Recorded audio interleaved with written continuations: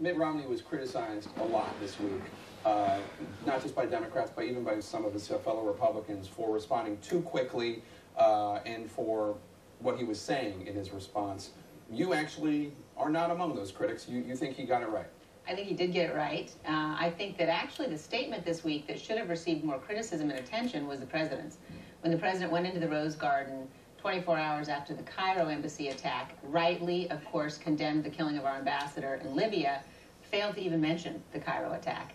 And, you know, I think that in a situation in which an embassy's been attacked, the flag's been ripped down, the Al-Qaeda flag has been flown, that America's president not to even mention it clearly sends a signal to radicals across the region. And, you know, I would disagree with George to the extent that we've now had 3.5 years of Obama policy.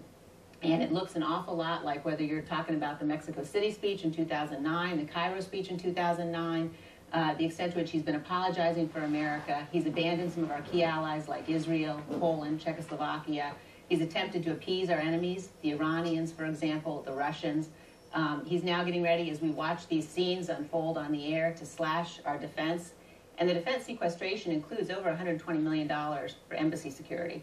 And so the president himself got a terrible record on national security, and it's clearly something that Governor Romney ought rightly to be pushing.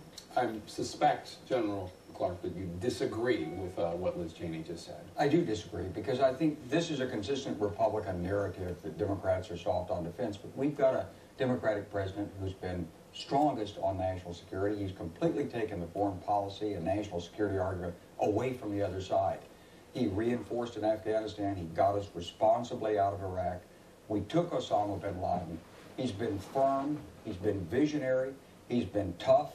He's decisive.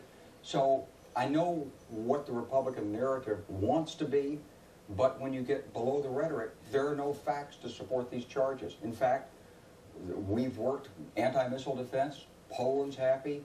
Other nations in Europe seem to be happy. We've got the strongest relationship with Israel I think we've ever had.